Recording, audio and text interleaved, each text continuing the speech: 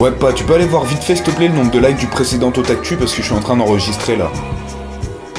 Combien tu dis 11 000? Vous avez vu, pour fêter ça, comme on a dépassé les 10 000 likes, j'ai changé de décor. Dites-moi si vous kiffez ça. Alors au programme de l'Otaktu cette semaine, le nouveau manga du scénariste de Code Geass, l'actu jeu vidéo de la semaine, le top 5 des frères et sœurs issus d'animés préférés des japonais, et un nouveau goût de Kit Kat à consommer avec modération. Otaktu épisode 9, c'est parti. Et si Akira faisait son grand retour en 2016 ? En effet, c'est lors de la 43e édition du festival d'Angoulême que Katsuhiro Otomo nous a laissé un petit indice. Lorsqu'on lui a demandé si Akira aurait le droit à une nouvelle adaptation en série télé, il a répondu qu'actuellement c'était en étude, mais qu'il ne pouvait pas donner plus d'informations à l'heure actuelle. A rappeler aussi que Katsuhiro Otomo a promis de donner beaucoup d'informations lors de son voyage en France. En tout cas, pour ceux qui n'ont encore jamais vu ou jamais lu Akira, sachez qu'une nouvelle édition arrive chez Glénat et qu'il n'est jamais trop tard pour aller voir le film. Cette semaine, nous avons aussi eu le droit au trailer du deuxième épisode de l'anime Mobile Suit Gundam Thunderbolt. Alors pour ceux qui ne connaissent pas Gundam, qu'est-ce que c'est ? Ce sont des mechas, des sortes d'énormes robots qui n'ont pas trop de succès en France mais qui cartonnent au Japon. Alors si je dis pas de bêtises, Gundam au Japon, il doit avoir une vingtaine ou une trentaine de séries qui sont plus ou moins reliées. C'est assez difficile à suivre. En tout cas, le scénario de cette série est assez simple puisque ce sont simplement deux camps qui se battent pour l'indépendance. On va pas trop rentrer dans les détails, mais les puristes peuvent nous expliquer dans les commentaires. En tout cas, le premier épisode était sorti le 25 décembre 2015 et j'aimerais avoir votre avis pour ceux qui l'ont vu. Moi, c'est un animé qui m'intéresse énormément, mais je préfère attendre la sortie des 4 épisodes pour pouvoir les regarder d'affilée. Goro Taniguchi, le scénariste de Code Geass, vient de sortir un nouveau manga au Japon. Alors attention pour le nom, ça s'intitule Atrail Nisekawiteki ni Chuju to Senmitsu Element.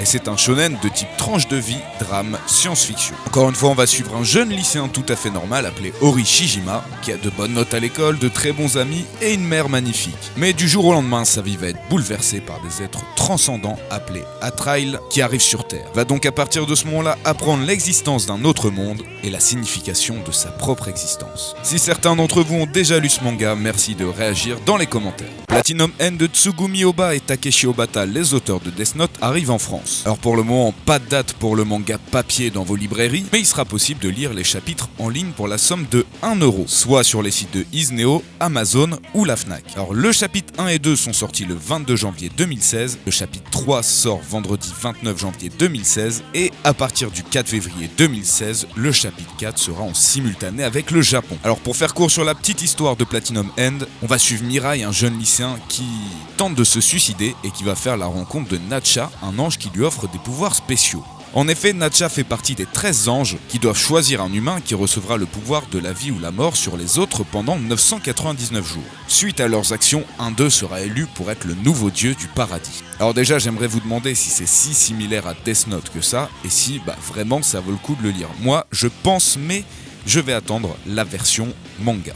Et pour ce qui est de mes lectures cette semaine, j'ai lu donc le tome 23 de Sunken Rock qui tue sa mère, le tome 4 de Lesson of the Evil qui continue de confirmer, le magnifique tome 2 de Poison City, le tome 1 de Le Garçon et la Bête sorti en même temps que le film au cinéma, et le tome 1 de Gurren 5, un nouveau shonen qui se prend pas la tête et qui est totalement barré. Vous pouvez retrouver mon avis détaillé dans la description sur ma page Facebook spécialisée dans les mangas.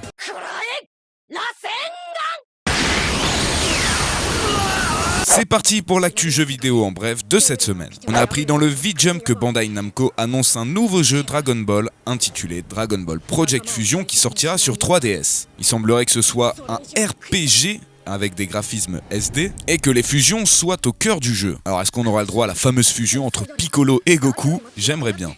Le jeu Danganronpa Trigger Happy Havoc arrive sur PC via Steam. Pour les intéressés, il débarquera courant du mois février. Pour marquer les 20 ans de la saga Pokémon, on apprend qu'un nouveau jeu sortira sur Pikachu, intitulé Détective Pikachu.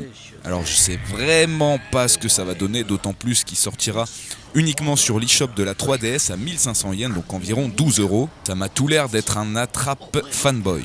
On a aussi eu cette semaine la sortie de Final Fantasy Explorer sur Nintendo 3DS. On apprend aussi une salve de DLC pour Naruto Shippuden Ultimate Ninja Storm 4 alors que le jeu n'est même pas encore sorti. Parmi ces DLC, vous aurez bien entendu des costumes, des voix, tout ça on s'en fout, mais aussi des nouveaux scénarios, des nouveaux Ultimate Jutsu de combinaison, et aussi des persos jouables, notamment les 4 ninjas du son. Pas sûr que les fans soient contents de cette nouvelle, car encore une fois, il faudra sortir de l'argent en plus. Et enfin, pour One Piece Burning Blood, on apprend que les personnages de l'arc de Marineford seront jouables. Soit Jinbei, Barbe Blanche, Marco ou encore l'amiral Akainu.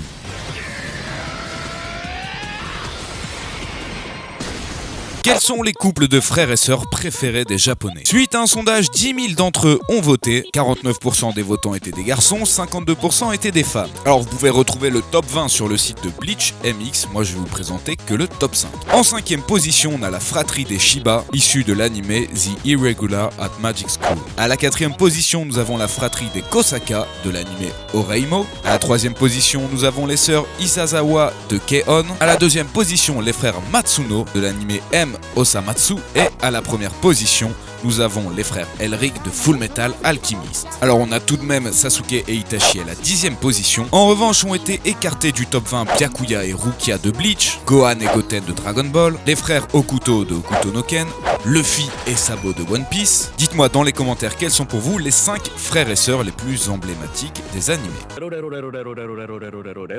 Pour ceux qui regardent les Tsuyobi no Bishoku, vous devez savoir que le Japon est le pays des Kit Kat. Vous pouvez retrouver des goûts tels que la patate douce, Kit Kat au wasabi, Kit Kat aux fleurs de sakura, Kit Kat au piment ou encore même au pudding. Et bien cette année, Nestlé Japan a décidé de faire des Kit Kat goût saké. Alors contrairement à ce qu'on pourrait penser, ce n'est pas du chocolat mélangé avec du saké, mais tout simplement de la poudre de saké qui est placée entre le chocolat et la gaufre. Bon alors pour être bourré avec ces Kit Kat là, il vous faut du temps hein, parce qu'il n'y a que 0,8% d'alcool. Alors vous pourrez en retrouver par paquet de 3 à hauteur de 150 yens, donc environ 1 €, ou alors une édition spéciale en forme de bouteille comprenant 9 sachets aux alentours de 700 yens, donc environ 5 €.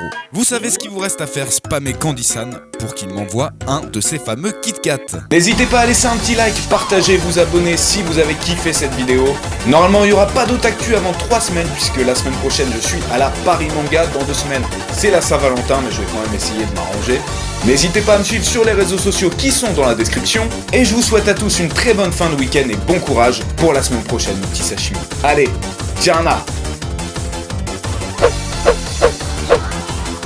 Rien du tout. Alors quand vous voyez des tirages comme ça, vous êtes quasiment sûr d'avoir de la merde. Hein? Y a rien, y a aucune capsule, y a rien. Y a un moment en fait, quand tu chopes des persos...